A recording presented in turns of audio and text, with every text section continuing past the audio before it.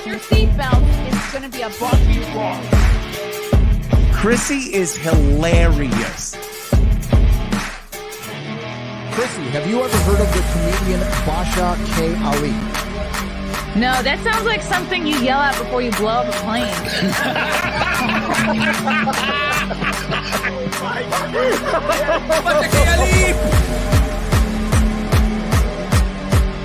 30 seconds remaining. But you know what, good thing to say, I dabbled in stand-up for something. I haven't been disrespectful to you at all. I was very confused by the title, Everything Everywhere All at Once, because that's also what we call it when Ash takes off his shirt.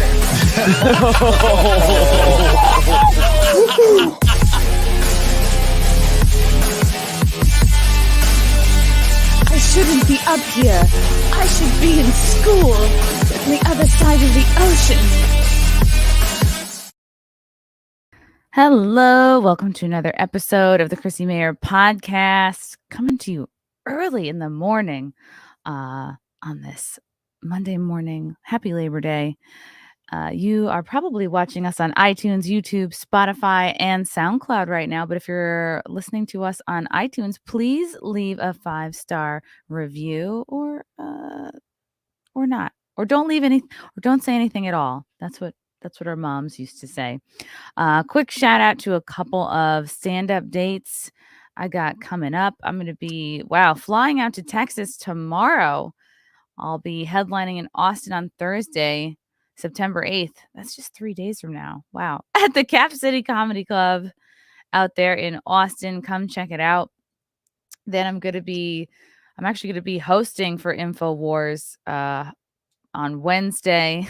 And then I'll be on Alex Jones' show on Thursday before this show at the Cap City Comedy Club. So I'm really looking forward to that.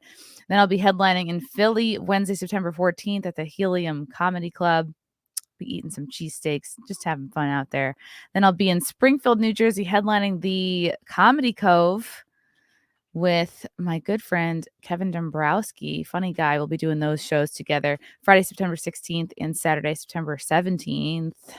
Come on out if you're a Jersey person. Then I'll be in Bridgeport Thursday, September 22nd, headlining the Stress Factory Comedy Club in Bridgeport, Connecticut. Then I'll be in New Orleans Friday, September 30th and Saturday, October 1st, headlining the Comedy House, New Orleans, doing 4 shows out there.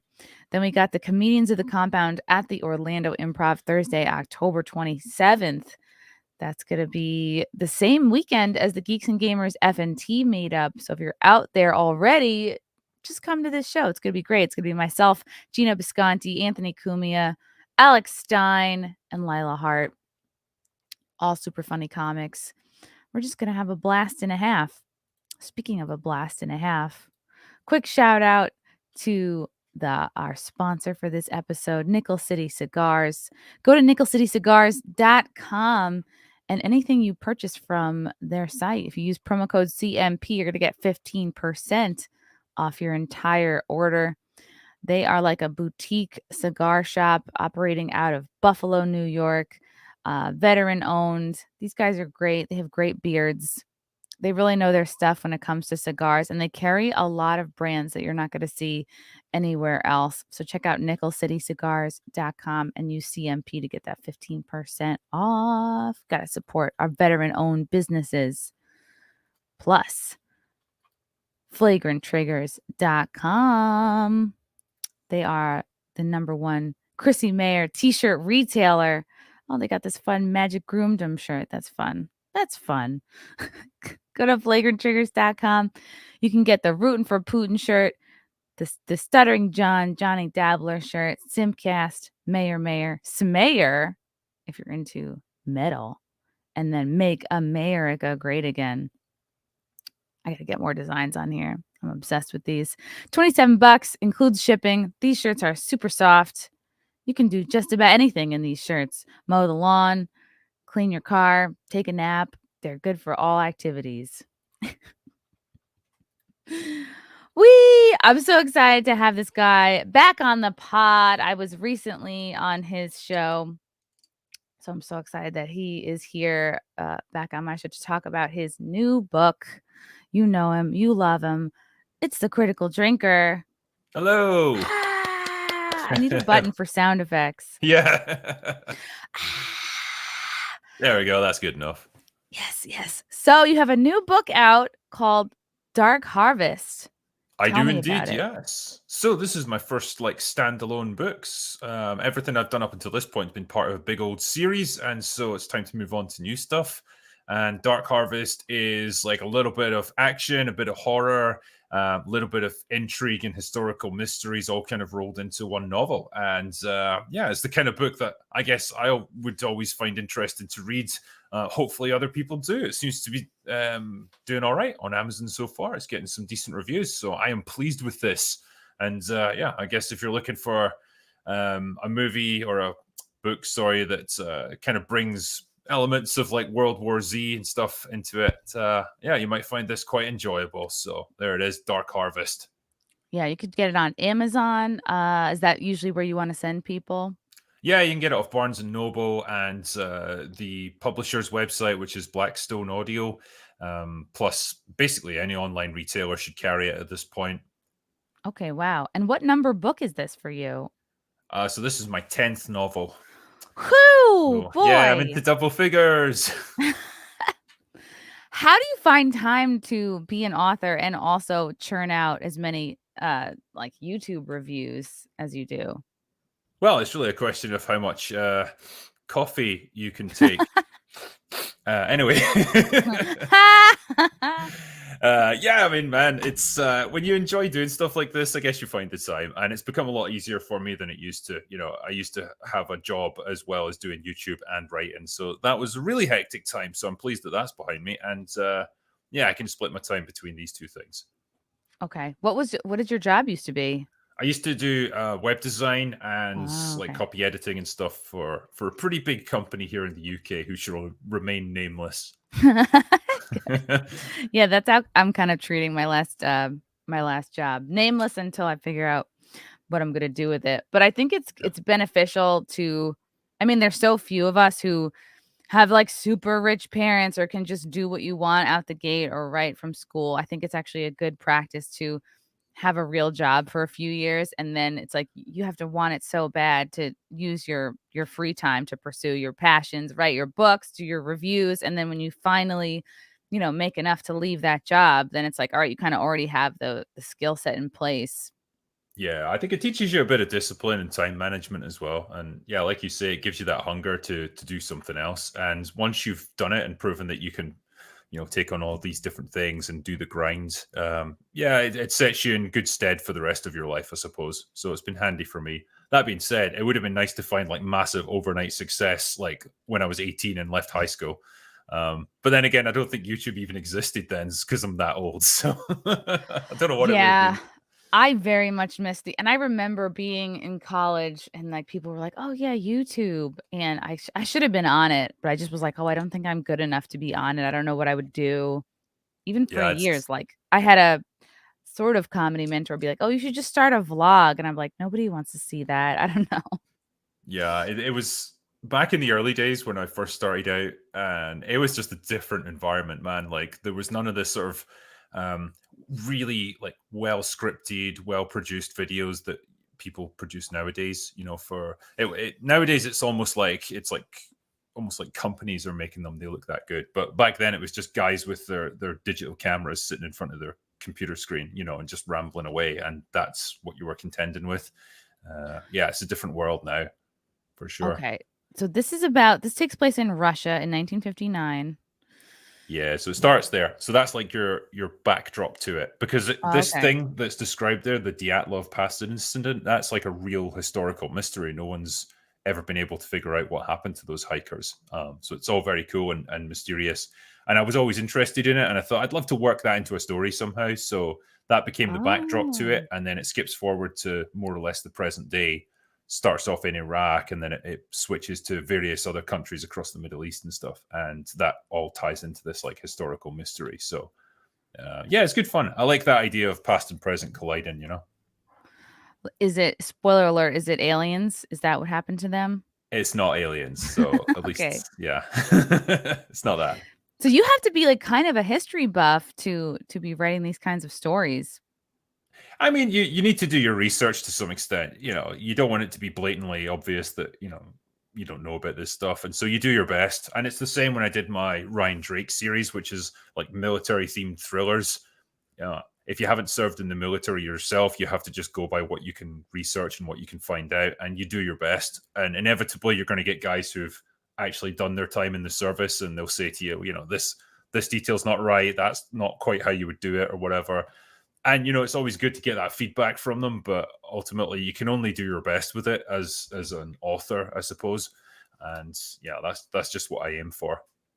So would you actually speak to like veterans and guys who have served to check in with them about the details?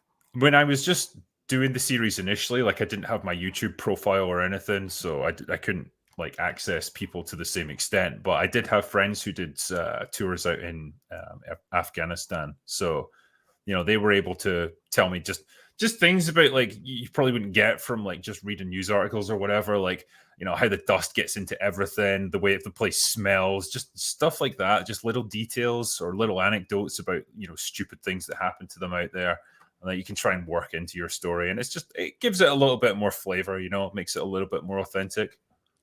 Wow, it seems like a really bad situation for a contact lens wearer because it's just dust everywhere. Yeah. And I would not want everyone to see like my super thick glasses. So I'd be like, well, I guess I'm out, guys. I'm not So cut out. I would have been totally up for a good war if it wasn't for that. But what can I do? Wow, so there's sunlight coming in actually in your room, Drinker. I've never seen this before. Believe it or not, it does happen in Scotland. Like at least 3 or 4 days a year, we get a lot of sun, and today is such a day. So yeah, it looks weird. I don't have any of my like blue lighting or anything on.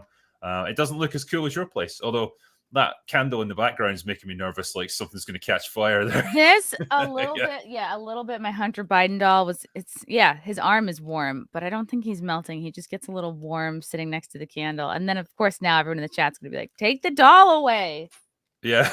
All right, fine. Yeah, you'll be all right. That's why I'm like, why did this guy, Andy Masterson made that doll for me, and he sent me like a bunch of different, like an extra set of hands, an extra set of feet, and I'm like, now I think I know what it's for in case I like burn off a hand or something. Yeah, there you go.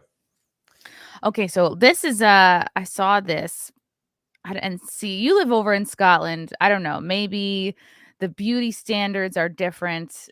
I don't know what women are like over there. I've never been, so. I'm going to have you answer this one question this morning. Is there anything Lizzo can't do? Sneak up on you. Oh, jeez. I mean, I don't know, man. She'd be considered quite the catch in some parts of Scotland, but wow. Yeah, yes, except you'd catch her with a harpoon.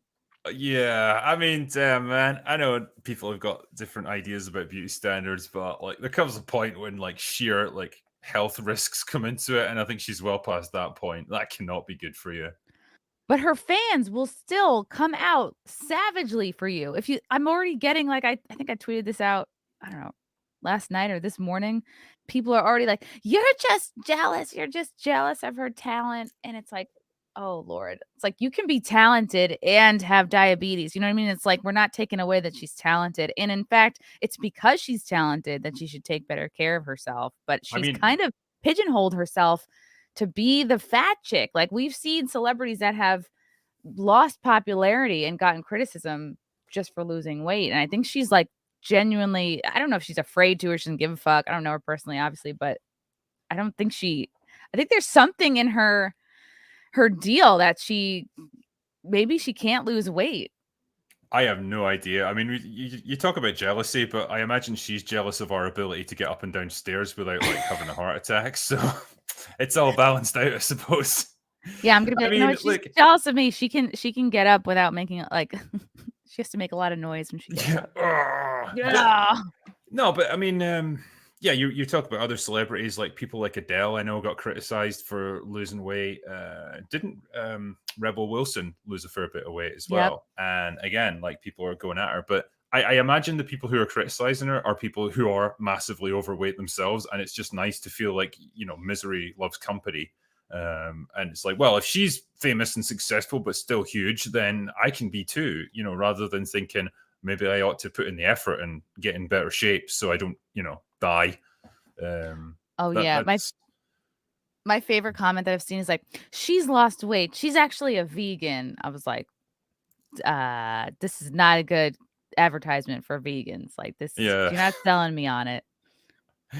I mean, it's better than well, what you normally see with vegans, where they seem to be just barely clinging on to life. So I don't know, man. Yeah, they're like they have like gray skin and they're like Yeah. they're just dusty sounding. What is like considered okay, so in Scotland, like what's sort of like the ideal lady over there? I mean, Who honestly, like, yeah, I think in Scotland you take what you can get, but in terms of idealized, it's probably exactly the same as in America. That's true.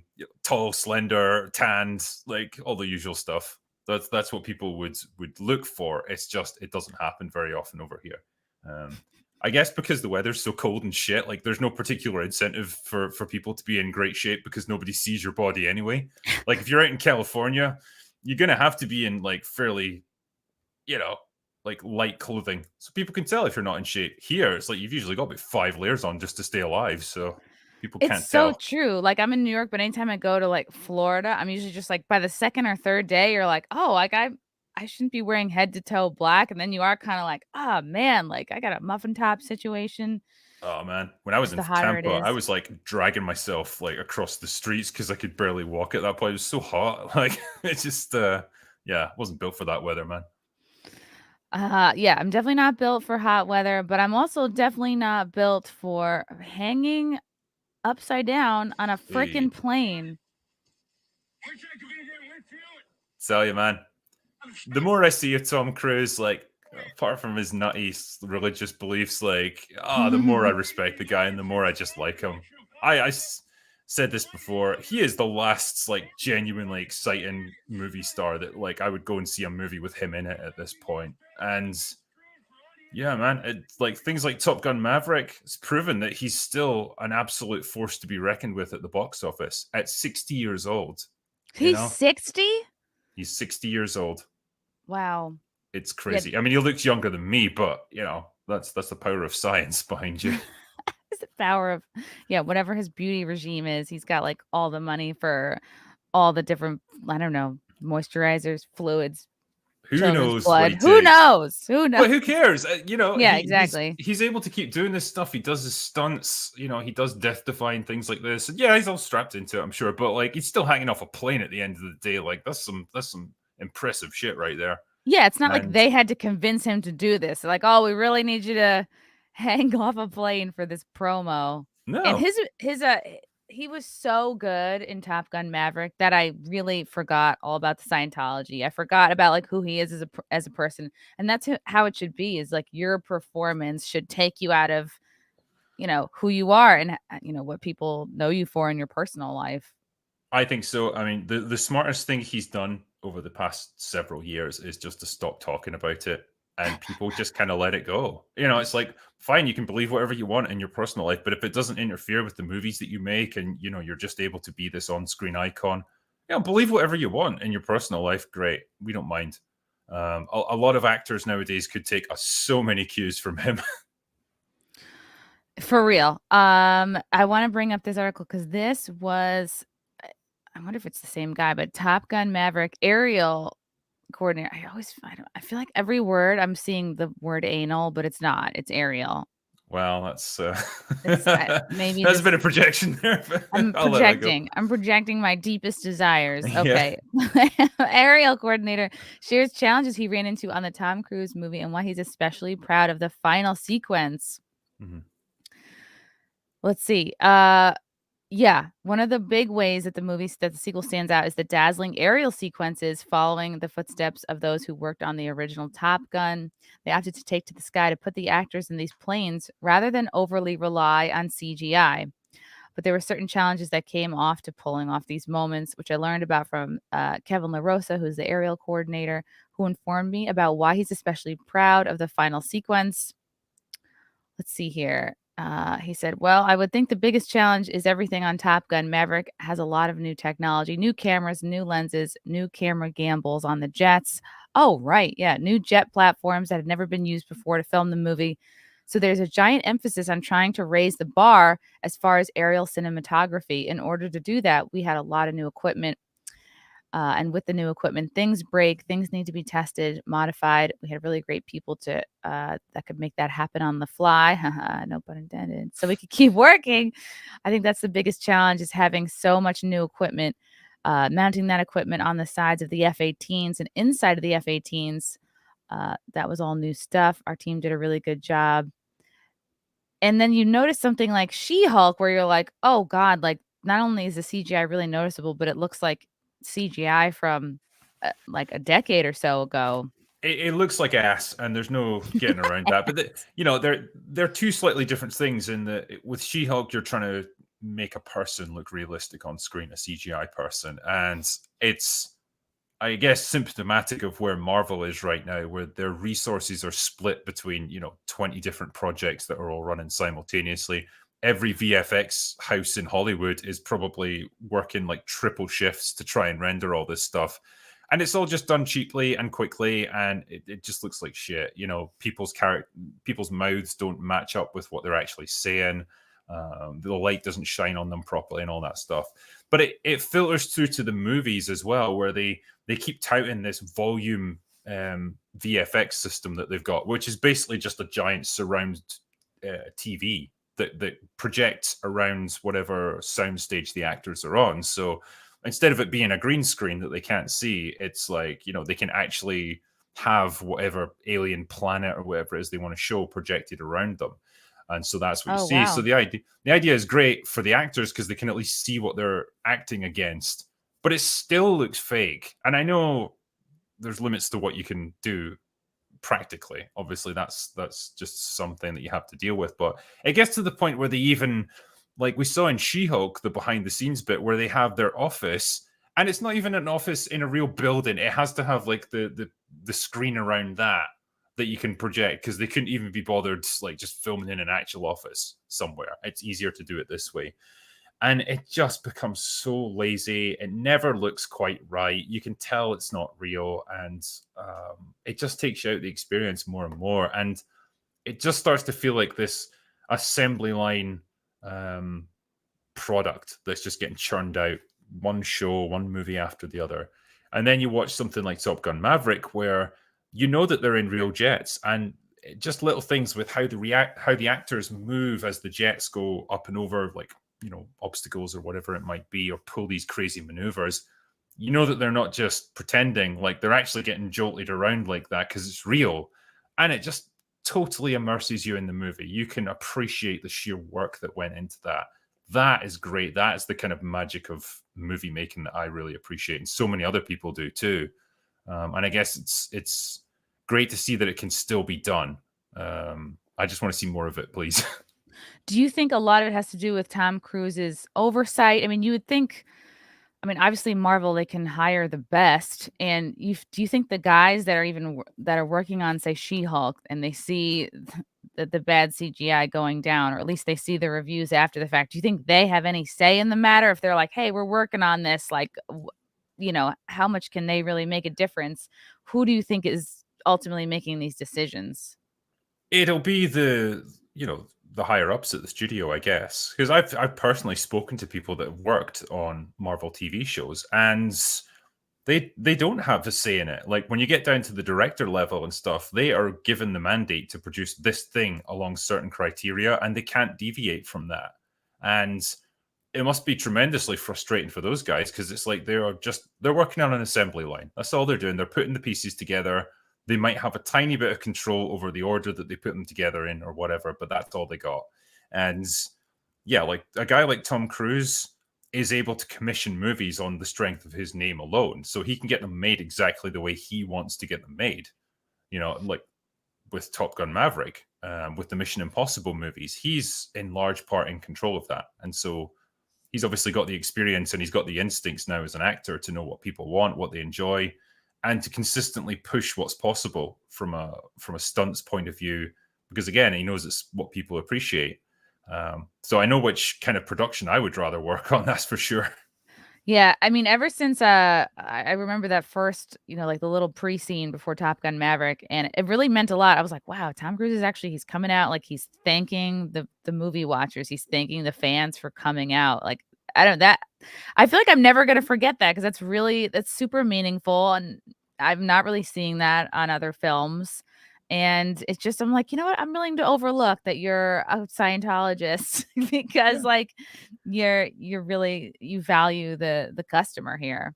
For an actor like that, as famous as he is and as successful as he is, to show that little bit of humility and just actually thank the audience for coming to see his movie, like you say, it just goes so far, and it seems like such a rare thing nowadays where you actually get that attitude from actors, from directors and stuff. Now it's the polar opposite where they seem intent on antagonizing their audiences. And if they take any kind of criticism, then it all just gets reflected back on the people that dare to speak up against their film.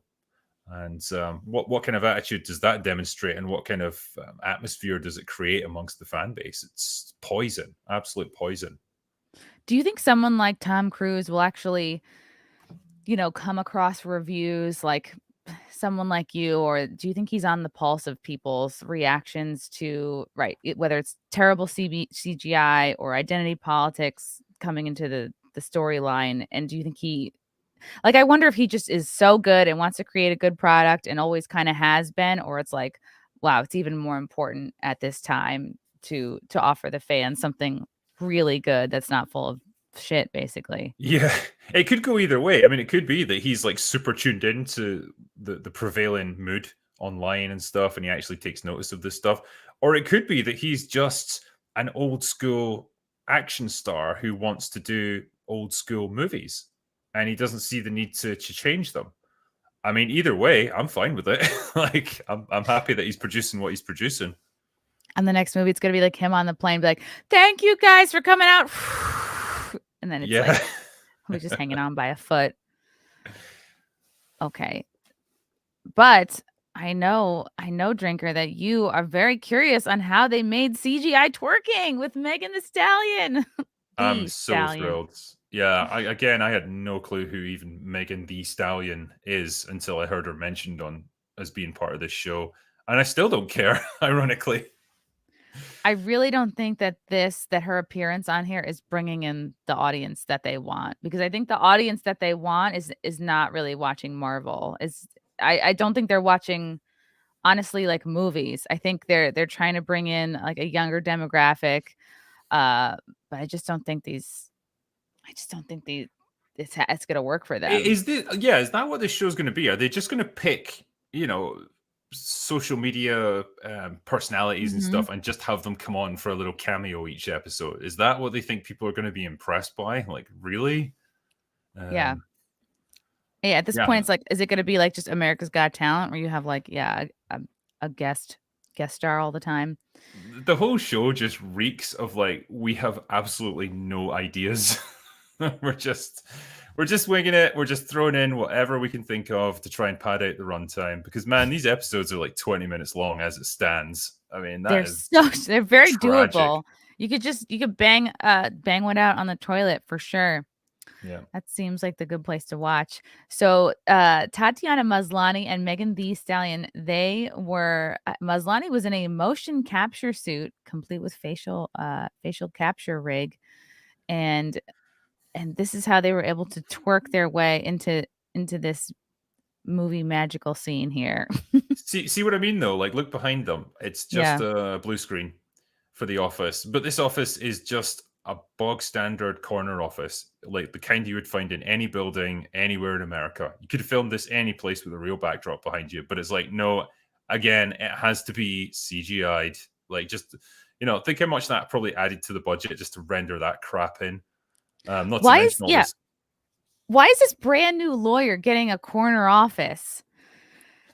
I wish nothing in this show makes sense. I've worked so many jobs. And she gets hired because she's a big green monster thing, and then she's complaining that she got hired because she's a big green monster thing, because then people will think she doesn't deserve the job, which she doesn't, because she's just getting hired because of what she is. And then, you get nonsense like this where she's just working away, because I don't know, girls just want to dance, and We do. We really so they're do. trying to represent in this garbage show, I guess. It's taking everything I have inside me not to be twerking right now. I bet, yeah. I have to hold it in. And hold it in. The sight of She-Hulk's twerking alongside Megan Thee Stallion initially caught many Marvel Cinematic Universe devotees off guard. That said, many fans later took to Twitter to express their appreciation for the post-credits scene. I didn't see any of that, but with some ranking it among the best MCU history. That is incredible. Like, I would genuinely love to meet a person who ranks this as amongst the best scenes in MCU history. It's so funny because like they talk about Marvel Cinematic Universe devotees, like there can't be many of them left. You know, those people who are just hopelessly in love with it and will watch everything they put out. There's got to be fewer and fewer of them. I think they're paid actors. I think they're kept in a room somewhere with a typewriter. Yeah. But that's the, I don't know, that's the kind of people who would watch Prey and proclaim it one of the greatest movies of Western cinema, like of all time. Like, you know, they've got about 10 minutes of experience with movies, and like it's like when you see a kid and like whatever movie they saw last is like the greatest film they ever saw. Encanto Yeah. is the best. Russ, man. Oh, thanks for the 10. Love you, Chrissy. I'm a simp. Drinker. Dark Harvest was terrific. Would be a great miniseries. Have a drink on me, sir. Thank you. From Zach Toll. Drinker, have you watched Phil Tippett's Mad God? An entirely stop-motion fantasy hour set in a nightmare world. Took 30 years to make from scratch. Wow. Holy shit. No, I haven't seen that, but I love the idea of it. Talk about a labor of love. Oh, damn right. I would watch the trailer, but I've learned my lesson on that. Yeah, I haven't seen, no one's doing stop motion anymore. I think, what was it? That cartoon where they had the dog made of clay, like the claymation. Oh, okay. Gromit and something. Wallace and Gromit, yeah. Wallace and Gromit. Yeah, that was great. I'm sure there was an episode of Love, Death, and Robots that had stop motion animation as well. It was like a zombie takeover of the world. And either they had stop motion or it was like CGI'd to look like it. But yeah, that was great as well. Great fun. I'm going to start saying that. Great fun. Yeah. Sometimes it's the best way to describe movies. I mean, not very often now, but you know, you can try. Liz BC, hail Chrissy, hail man with cool accent who drinks. Good question, Chrissy. Can you please have Dan Bask on your show? Simcast may explode internet. Oh wow! How dare you come on and ask about another man while I have a perfectly good man right here, right now. Perfectly good. That's the best thing anyone's ever said about me. He's perfectly good. Adequate. All right. What is in your Twitter feed? You were responding to somebody who referred to Lord of the Rings as like, it was perfectly okay. Yeah, that was Chris Raygun. Yeah, it was now they're wheeling out this whole argument of like, nah, well, the movies weren't that great anyway, so don't criticize Rings of Power, okay? Perfectly. Yeah. It was perfectly good. I want to talk about, right, because this was a theme kind of you've been going off on Twitter. We have Tom Cruise hanging off planes, doing the most, even at 60, doing all his own stunts. And it's like, I know, like, I can't expect a woman to, you know, because we're just so fair and delicate. You fragile little flowers, you. We're so fragile. If you're so fragile, like, why are you in this line of work? This is the thing. Like, you know, there's been so many awesome actresses and stuff and stunt women over the decades that have done incredible, like, high risk things, and they've not complained about it. But then you get stuff like this, it just makes me want to puke. I don't know. Maybe I feel like this is, and I haven't even really looked at this article yet, but I think this is happening because when you're a white person, it's not enough just to be like, do your job and be white. You have to be like somehow a victim. And I think this is her way of like gaining some kind of a victim status. It's so sad. So. Now, I will give her, or I'll give the article at least a degree of latitude, because what they're basically saying here is that she couldn't stop herself from showing fear during battle scenes. You know, when she had like a big muscly guy coming at her with a sword, she just flinched away from it over and over again. And she needed help. She needed therapy to stop herself from doing that. But again, I don't know. Isn't the point of being an actor that you can pretend to do stuff or pretend to be someone that you're not? Like, Yeah, isn't that part of her training? Like, you're doing battle scenes. Like, I mean, I think, yeah, I think you would be smart enough to realize, like, when a person comes at you with a sword, they're an actor as well. They're not actually going to attack you. You know, you're just putting on a show for the cameras. I Yeah. guess not. When I was playing Galadriel, the stunt team said you've got a problem because because you're used to being attacked on film. She told Empire about J.R.R. Tolkien's Middle Earth fantasy world. I would flinch a lot when people came at me. They did exposure therapy with me, where I would have all these huge men running at me, screaming with swords to stop me from looking frightened, because I've definitely been cast as a victim. And Galadriel is not that. I'm not even sure what I can describe Galadriel as. I think someone described her as like a mixture of a Karen and what was the other thing? A Mary Sue. And I think that's probably pretty accurate. Yeah, I've only watched the first 2 episodes, and I can't decide if I find her performance like a little flat, or she's trying to do this like kind of forced stoicism, this kind of, trying to just be overly calm and controlled. I think it's the former, because there's scenes where the character is clearly meant to be reacting to things, and she's meant to be all fired up with people. Like if someone questions her judgment or suggests that, she needs to let this one go, she's meant to show real fire in those moments. But the actress can't really bring that to the fore. And I don't know if she's just too young or too inexperienced or what, but she just can't convey that kind of gravitas and that danger that you would expect from someone like this, at least the way they've written her. She's perfectly fine when she just kind of has to stand there looking at things off in the distance. It's like, yeah, okay, she's really pretty and stuff, and she captures that kind of look that you would expect from an elf like this, but man, she can't bring it when she needs to in terms of acting range.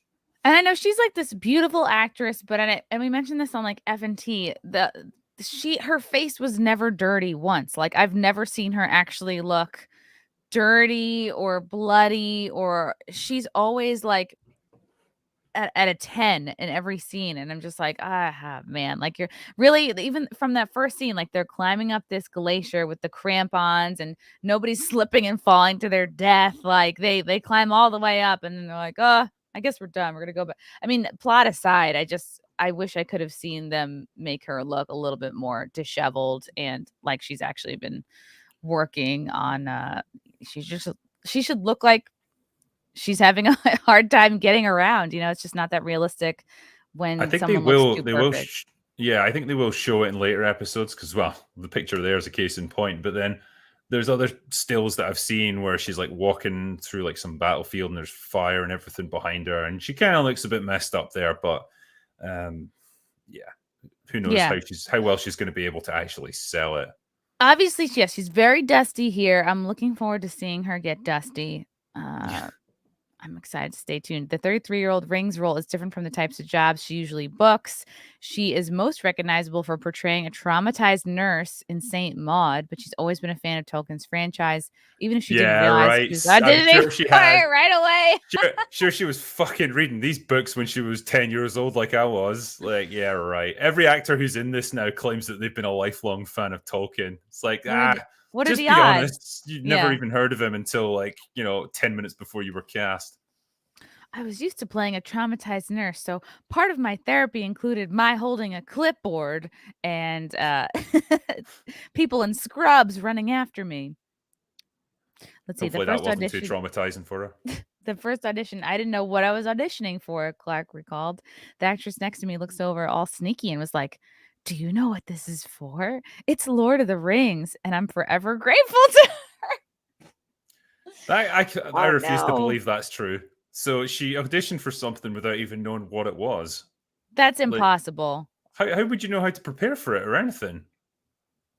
Even when you arrive, like even if you're auditioning for a commercial, you get there, every place you go to sign in, the script, you'd have to, I don't believe that she had no idea. Look at this as well. This next line. I went into the toilet, as we do, and stared at myself, and I was like, "You've got to pull yourself together. You've been training for this for years." It's Like, how have you been training for years and you didn't even know you were auditioning for it?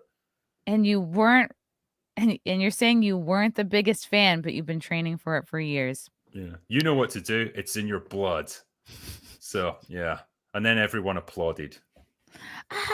Because I've been obsessed. Oh, now she's been obsessively watching Lord of the Rings for her whole childhood. Sure. I believe you. Always a fan. Wow. The series is set thousands of years before the original films and features new, diverse characters that are meant to modernize the series. Why do we need to modernize the series, Drinker? Because it's got to reflect the world we live in, even though it's a completely fictional fantasy world. Because literally, it's impossible to separate contemporary politics from art now. At least if you're a Hollywood writer, it is impossible, and it's never going to stop. I don't think. Maybe we should blame Jeff Bezos, who also is everyone's a longtime fan of the franchise. He passed that passion down to his son, who Bezos said gave him some advice on the show. What was I his don't know how much advice? of this is his fault. I mean, obviously he originated it all because I'm pretty sure his directive was just give me a microwaved Game of Thrones that'll just be an instant hit. Microwave. And it's like, what can we use? Like, what's recognizable? Lord of the Rings, like biggest fantasy, name on earth, like the most classic of all time. Cool. Let's just buy that, and we'll throw so much fucking money at it. It'll overcome every problem, and that seems to be the mentality behind it. And then it's lower level people that ultimately make all these decisions about casting and reflecting the world we live in today. So. Yeah, I think Jeff's just a completely out of touch billionaire who just wanted a hit. Yeah. His son looked him in the eyes and said very sincerely, "Dad, please don't F this up." Bezos shared at the series premiere in London on Tuesday. Sorry, son. and then his dad took the prime tape that's on all the boxes and taped my mouth up with it and said, "Shh, I got this. It'll be there in 2 days." This is the problem, though, right? Because it's such a big deal. Like, and one way or another, it's contentious and it's just all generating publicity for the show. The first few episodes will get insanely high ratings because everyone, one way or another, wants to see it, even if they're just hate watching it. But that's the problem, because then they're going to trumpet it as like the biggest show on TV because of that. But then it's not necessarily a reflection of its quality. Yeah, it's interesting. Like they will be so critical, basically, of anyone who is critical or who leaves a negative review. But at the same time, do you think that people such as yourself or Gary or the Geeks and Gamers guys actually draw more attention to shows like this and ultimately help it get more views, even if you do have a negative review? I mean, it's hard to say because the attention was there already, I think, because, it's been, a saturation of publicity over the past 6 months. Like, it's been everywhere. There's been news articles, trailers, everything. It was out there regardless of what we said or did. But it's a reflection of how massive the amount of interest in this show is. Like, when I watched the first 2 episodes, I did like an impromptu live stream with no prep work or anything in the middle of the afternoon here. So it was like early morning in America. And I had 13,000 people watching me live, just talking about it. That's how much interest there is in the show. Wow. Not me, but the show. And like, just because I was talking about it, that's what got so many people watching. And so, yeah, it's a huge deal for better or worse, I guess. Yeah, interesting. There's a comment in the chat here. Bezos just needed $1 billion write-off to counter all of Amazon's profits. And I'm looking here that the rights alone cost $250 million. It was reported that the first season cost $462 million to make. In contrast, the first season of Amazon's other big fantasy series, The Wheel of Time, only cost $80 million. I mean, this is an argument I've heard, and it doesn't, it's not without merit, because when you come to like do your taxes and stuff as a big company and you want to write off all this stuff, you could say that you spent practically anything you want on a show. You don't necessarily have to have spent it because it's Hollywood accounting. Money disappears into a black hole when it comes to movies.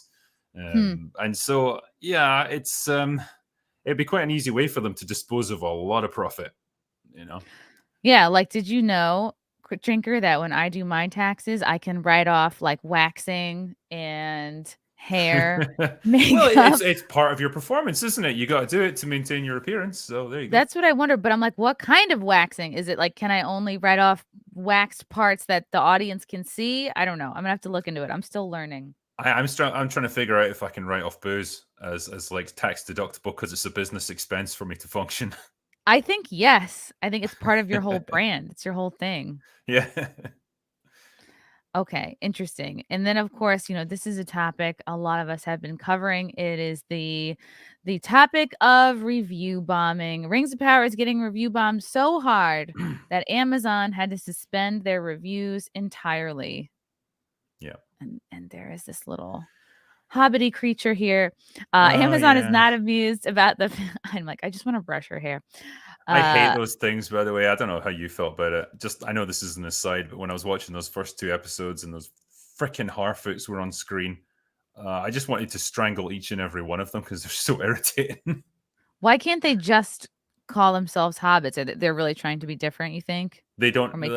It's a licensing thing, partly because Okay. hobbits didn't exist in this time period, and partly I don't think they've even got the rights to the name Hobbit, so they have to come up with this Harfoot thing instead. Like functionally and visually, they basically are just hobbits, but they can't say it. Okay. But yeah, they've all got that stupid fake Irish accent that just grinds my gears, man. Amazon is not amused about the this is what we're involved with. Fanboy wars that have surrounded its billion-dollar Lord of the Rings series, Rings of Power. Unlike its rival, House of Dragon, Rings of Power has become the latest front in the review bombing wars, the most recent since She-Hulk. This happens a lot, okay? The Rings of Power is getting slammed essentially everywhere. Currently on Rotten Tomatoes, critic score is 84%, audience score is 36%. I think that's pretty accurate, to be fair. Like if I was asked to rate it and I gave it like a 4 out of 10. That's Wow. So 36% is not that far off, and I think that's reasonable. But then I bet if you see the breakdown, it'll be all 5-star or all 1-star reviews, and there'll be practically nothing in the middle. Oof. On IMDb, which Amazon owns. Oh, how convenient. Yeah, that's funny, isn't it? It has a 6.2 out of 10 with 25% of reviews being 1 star. On Amazon itself, it has nothing because Amazon has disabled reviews of the series entirely. Normally, when you watch an Amazon show or movie, whether it's original or not, it will have used a star rating, but Rings of Power has 0 reviews because Amazon didn't want to be broadcasting its premiere with a low score right next to it. Tell you what, man, give it a couple more weeks. Rotten Tomatoes will follow suit. They'll lock reviews out. Yeah, they absolutely will. Because they'll just claim it's getting review bombed just like it was with Captain Marvel, and so they'll delete the fan reviews or they'll just shut it down completely. This is so frustrating. It's like, who are they? And it's like people are not gonna change their feelings on the show, of course, but it's like, who does that benefit? The taking off the negative reviews. It's like they're just trying to get in new viewers, or they only care about appearances. It'll be both, and it'll be like trying to get the normies who don't really know about all the online controversy, and they're just, oh, there's a Lord of the Rings show. What's this about? And then they see the rating, and if it's like, got 2 stars out of 5 or something, they'll be like, it's a bit crap. I'll avoid that.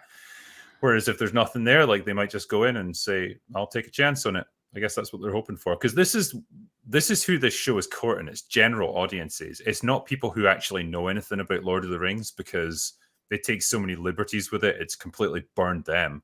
It's all about just that mass appeal. Right, because you go, all right, this is like kind of like a visually interesting, different looking show, even if you don't have any clue about any Lord of the Rings stuff. You're like, all right, it takes place in a different. Oh, there's a black person living in a a cave with covered in like blankets covered in grass. Let's check that out. I think the bit that looks so weird is like there's a bit where it's set in what looks like just a medieval village in Northern Europe, right? There's kind of gray skies, green grass, and like all these old stone buildings, and it's just villagers going here and there, and then there's just random shots of like black villagers, and it just looks so out of place. Like, I know in the context of the show, they would try and explain it as just like, well, that's just that's the diversity of humanity, and it's just there, and don't question it. But it just looks so weird on screen, and there's no attempts. Like, there's no attempt in the lore of the show or anything to try and explain how these people got there. They're just treated as if they've always been there, and it's Right. just, it's a strange choice. It really is. But you know, it's if you're mad at the show, it has to be a combination of racism, misogyny, and supposed unfaithfulness to Tolkien's original work. Yeah, you Sometimes get that all three of these. supposed unfaithfulness. It's like it's Oof, been proven 100 times over. But yeah, sure. yikes. And this is like kind of what I don't know, you see this in politics. It's kind of a little bit out of the rules for radicals book that I like. Once you read it, you kind of see the patterns everywhere. To get what you want, you basically have to say something is immoral by your own standards or unethical or racist and it's just kind of it's icky to see this kind of be translated into film and TV. It's like, wow, they really are running with this excuse. Well, you know what it does really is like it completely undermines the meaning of these words. Like I remember a time when if you called someone racist, that was a serious accusation to make against them, and you did not do that unless there was a good reason. Now it's used to the point where it means absolutely nothing. You know, like you see all these articles now online where it's like, you know, math is racist, gardening is racist, going for a ride on your bike is racist, and it's like, how do you expect people to even have a frame of reference now for words like that if this is what you're going to apply it to? Yeah. And it's the same with sexism, and it's the same with any other ism that you want to come up with. It just gets thrown around for anything, and it's just you've said something that I don't like, or you've you know criticized a show or a TV or a movie that I like. That's obviously because you're sexist or racist or whatever else. It's not because there's any genuine criticisms there. Right. It's like you're literally just putting it. You're criticizing the reviewer instead of looking into what they've actually Well, yeah. what their Well, actual God forbid criticism they is. would. Yeah, God forbid they would actually engage with any of the criticisms. It's like, no, it's easier to just throw that word at them and then just write it off as completely irrelevant. It's like, no, I don't, it just becomes this great convenient shield that I can use to deflect any actual criticism of my favorite thing. Did you know, Drinker, that many insect and animal names are racist? I did, yeah. And I'm horrified by that. I think we need to change the names of everything immediately, forever. Oh my God, I have to see what this is. Some scholars aren't happy with the problematic insect and animal names and are calling for a large-scale reform. There's no room for racism in science. University of Arizona PhD candidate Aaron McGee, one of the scholars calling for reform, tells College Fix in a statement. McGee is a herpetologist. That doesn't sound good. Who Sounds says, treatable, yeah. yeah. A lot of people are living with it. Who is firmly against honoring racist people or racial slurs by naming animals after them. I don't think I feel like all the animals have been named already. Just like, no way, faggot worms? You gotta be kidding me. What's Yarrow's spiny lizard got to do with anything? Right. What's wrong with that? Yeah, I'm drawing a blank on that one. But yeah, Gypsy this moth. is you look at stuff like this, right? And you think these are articles that are getting published and taken seriously, right? What hope is there for our society if this is the kind of crap that we're obsessing over? Oh my God. This ridiculous, like, petty waste of time.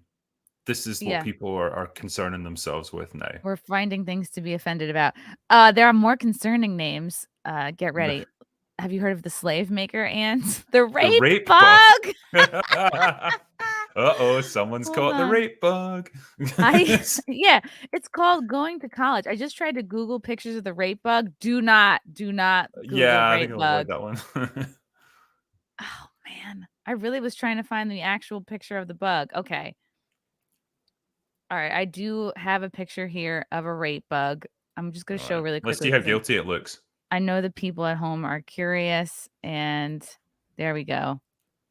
Oh, it's actually a bit disappointing. It's pretty mundane looking. Yeah. I mean, I don't know. No, that's the thing. That's what it wants you to think. It explains this long nose thing here. I guess I know what that's for. Damn. Yeah.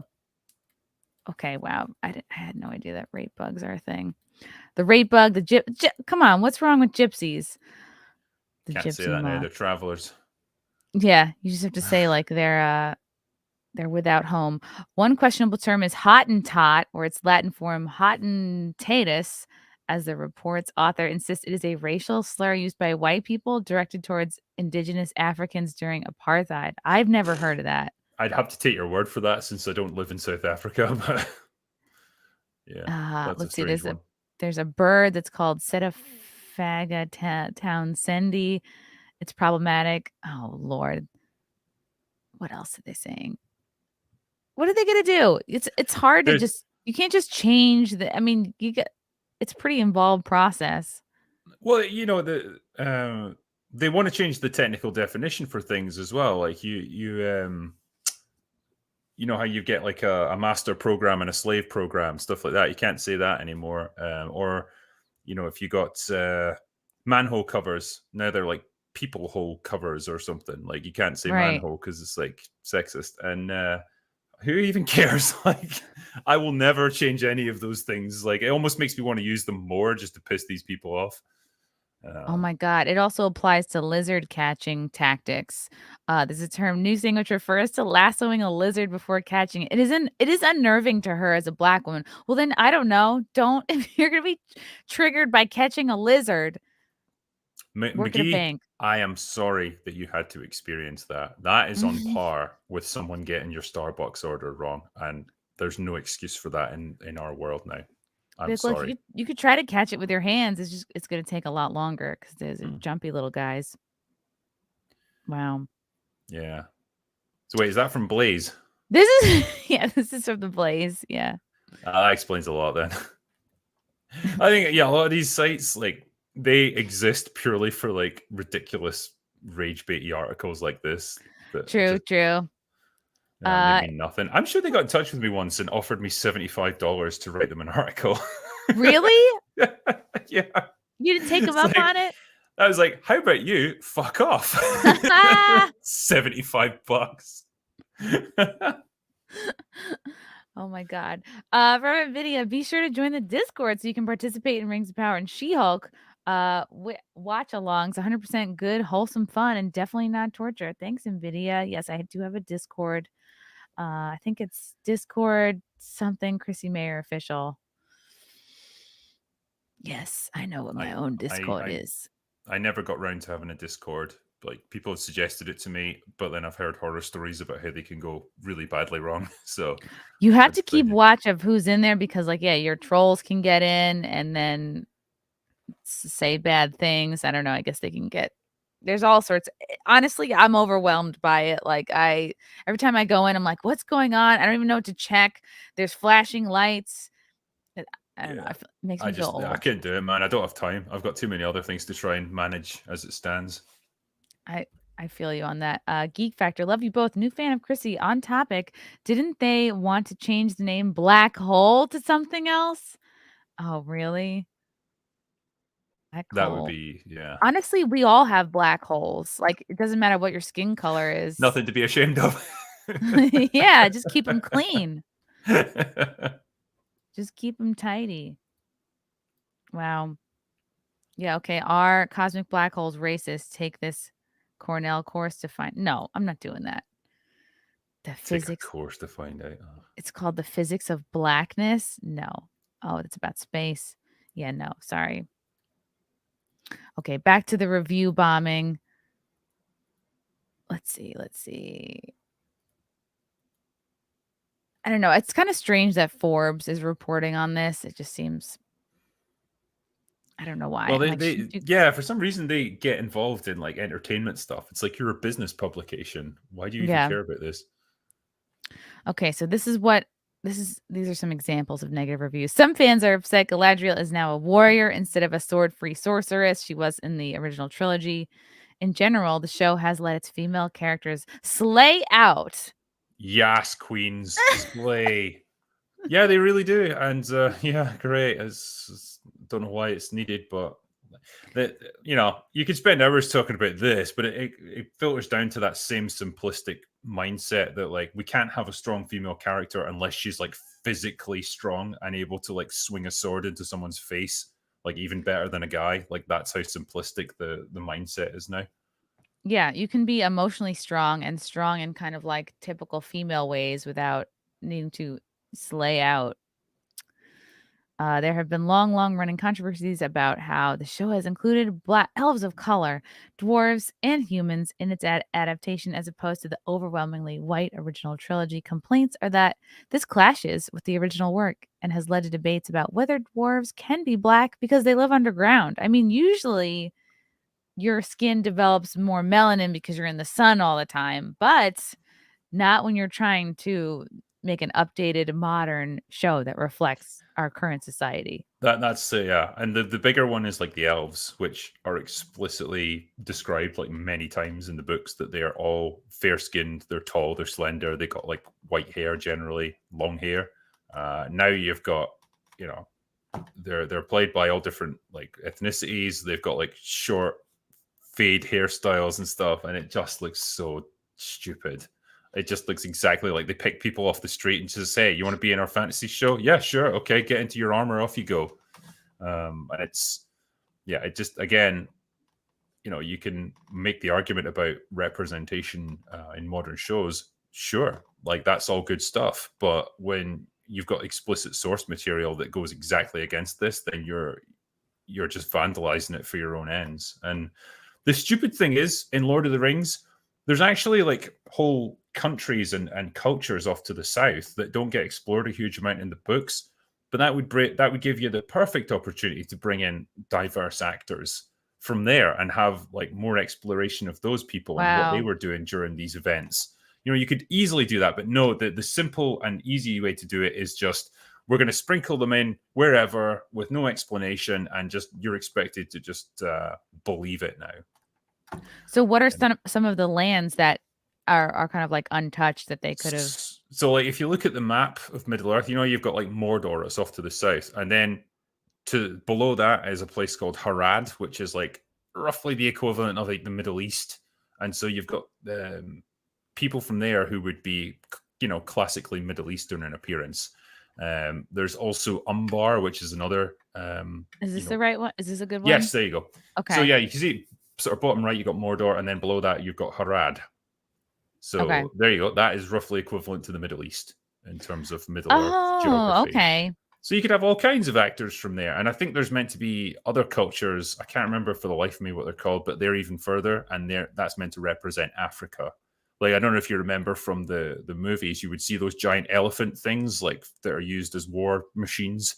Oh, yeah. That would be from there. And again, okay, right, that makes sense. You could bring in all kinds of actors of different ethnicities to play all those roles and like actually explore those cultures and work them into your narrative. But nah, they just throw them in wherever, and there's no explanation for it, and it just looks ridiculous. So yeah, good on you, Amazon. You squandered a brilliant opportunity there. Yeah, that's a shame, especially when they could have easily done a whole. Yeah, just make it about the people from that area, and you don't have to race swap.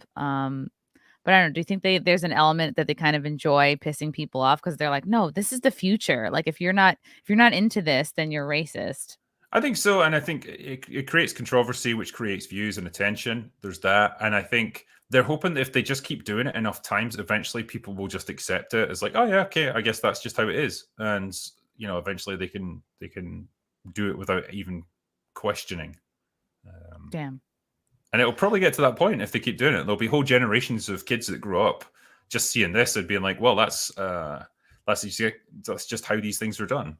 And it's not strange. It's not disrespecting the source material. Just go with it. Yeah. I'm going to go through. I want to make sure I didn't miss any questions for you in here. Yeah, diversity is good. One of my favorite characters in the original trilogy was Gaydar. That's not pronounced Gaydar. Is it Gaydar? I just made that up too. Toonie Clifter. I just made that up too. The same with Wheel of Time. There are specific nations, France, Japan, the Caribbean, each having their own races, yet they change main character races, even though they live in England, basically. It's so funny, like when they come up against this reality that Tolkien was British and that his entire narrative was written from a British point of view and set in like a sort of Northern European setting. And they can't handle it. like they can't handle that point of view that like that's how the story was meant to be. So it's just funny watching them trying to grapple with it in the 21st century. Do you think their goal is to kind of destroy the franchises that people know and love? Like, do you think the goal is actively to destroy and create something new, or do you think they genuinely think they're making it better? I think they think they're making it better. I don't think it's they want to destroy things. I think they want to remake things into their own image, and that's what you're seeing. And they're hoping that if they just do it enough times, people will eventually just give up and accept that that's how it's going to be now, and we can't stop it. Steb Angler, they did the same thing with The Witcher. Yeah, they did. I haven't seen that yet. That's got at least some element of explanation. It's kind of a long one, but basically, in the world of The Witcher, like all the humans on this planet were just kind of dumped there, and so like you might have had people from all different parts of our world thrown into this mix, and so it kind of explains why there's more diversity there. But again, it was not really explained in the books or the games. Really, it's just a product of the TV show. Okay, cool. From JS Pena, have y'all seen The Big Short? I have not, I'm afraid. Wait, when did that come out? Oh, 2015. I guess it's about the housing bubble of the 2000s. There's something I'm watching at the moment, and I totally missed the boat on this, called Dope Sick, and it's about like the pharmaceutical I heard of that. injury. Oh, is it it's about so basically good, not fentanyl, but OxyContin? Oxycontin. Yeah, it was marketed as like this wonder pain relief drug, and then they just didn't tell anyone that it's like incredibly addictive, and so you had this big like epidemic of addiction across the States. It's crazy stuff how they got away with it. They low-key knew that it was super addictive and harmful, and they just were like, I really want to watch that too. No, you give it a watch. It's really good stuff. Okay, The Big Short is a pretty good movie, but it's wrong about the origins of the financial crisis. Oh, it was all Jeff Bezos' fault. Funny how they haven't done reboots of Bridget Jones or Love Actually with an all non-white cast. Yeah, why not? Give it time. Let's see. What's a diverse? What's like a super white? Yeah, I would like to see a Black Notebook. Sure. Ryan, but I've got no attachment to like rom-coms and stuff, so I'm all right with it. Okay, or a Black Titanic. Yeah, like no explanation how. The captain of the Titanic's a black guy all of a sudden. Like, it's just sure. It's just it's how it was. No question. It's just a cruise. It's a spring break cruise. Casablanca. Oh boy. Oh my god. Okay. Drinker, what's your top 3 things, I guess, sort of pissing you off at the moment right now?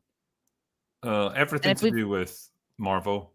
Okay. Too much CGI garbage. And what's the last thing? Social media. I just wow. To hate it. It's just it's just a toxic cesspool of hatred and negativity, and man, you've got to limit your exposure. It's like going into Chernobyl for a self-catering holiday. You don't want to go for too long. Do you mean Twitter? Yeah. Also, Chrissy, where did you find that pic of Drinker? Oh, I don't know. I think Frank made it. Why is it an old picture? I don't know. What is it? I don't know. I actually haven't seen it. It's on. I'll look at it when we're done. If it's bad. See, I didn't see the graphic. The actual the graphic. I just came in for the StreamYards, but John Durham wants to know who's going to be the next UK Prime Minister. It's been decided already. It's Liz Truss, I believe. Are you a fan? So it's between her and Rishi Sunak, and she's won the contest. So that's our Prime Minister now. They'll probably want to call a general election, though. It's probably weird from your point of view as an American, because like I know presidents don't usually resign, but like it happens kind of all the time in the UK. Like usually a prime minister will step down before the next election, and someone else will take over. Oh wow! And why did the other guy step down? Boris Johnson. Yeah, Boris Johnson. Because his own party didn't have any confidence in him anymore, and it was just impossible for him to lead effectively, because no one was going to listen to him or be part of his cabinet. He was like, you know what? I need to get a haircut. I'm out, guys. Yeah. CJ Witcher didn't just go woke; it threw the books out the window. Yen betrayed Siri, which her book version would never do. Yeah. Oh, the TV version is just another show written by people with the minds of children, and so Oof. pretty garbage. Okay, and what are 3 things you're excited about right now? Anything Or with have Tom hope Cruise for? in it. Yeah, That's pretty much all I got for you. yeah, I There's not agree. much in the world of entertainment to be excited about at this point. Alan Cohn, have you guys seen The Legend of Vox Machina, a truly funny adult D&D series? I haven't, I'm I afraid. have not. It's just gonna be people asking if we've seen stuff, and I I know say this no. is like basically every live stream I do. It's like, have you seen this? Have you seen that? And a lot of the time it's like, no, I've never even heard of it. Oh yeah, I'm definitely down for a woke remake of Schindler's List. That could be That would be fun. a very interesting movie. It would just be like it's just a movie about Chicago, basically. Yeah. Oh my god. Yeah, and Robin Hood. Robin Hood would be fun. Holy cow. All right, Drinker. I'm so excited about your new book. Everybody check it out. Let me pull it up again on the screen. Let's see here. See this lovely cover. Let's see it. Dark Harvest. I do like it. I think it's my favorite cover that I think I've got amongst my books. Yeah, it looks great. Get it on Kindle, get it on hardcover. I'm a hardcover fan myself. Go to Amazon, check it out. Your 10th installment. Holy cow. Yep. I'm 10 books. impressed. You should have them like on a shelf behind you. Like, I know. kind of like I've been that you thinking about this for a don't. while. Like, I need a proper studio instead of just like doing these things from my office. Like, I need like shelves of booze and books and things like that behind me. Yeah, and then like pieces of flair, toys, and whatnot. Geek Factor. One thing they will not race swap is Tarzan. Yeah. Drew. Uncharted. That's uncharted territory there. Drinker, thank you so much for joining me. Where can people find you and follow you, and what's coming up? Why are you looking for me? Well, yeah, you can find me on YouTube, obviously, on The Critical Drinker or Critical Drinker After Hours, which is my second channel. And you can also find me on Twitter. I'm usually ranting about things there. So that's the best ways to keep track of me. And Boba wants to know who does the audio on the Dark Harvest CD. Is it you? I would destroy my vocal cords if I tried to do that. No, it's a guy called Bradford Hastings who does the voiceover, and I picked him out of a pretty big list of VA guys because he did a really good rendition, and he's pretty good with the accents and stuff. So he did a great job. Ooh, okay. And Drinker, thanks for Pale Rider vid. I took lessons on Clint's horse in that movie. Love the film. I love Pale Rider. Yeah, I've been wanting to talk about that for ages. All right. Awesome. Thanks for coming on, Drinker. It was good chatting with you. Good seeing you as always. Thank you to the chat for your questions and comments. And we will see you next time. Bye.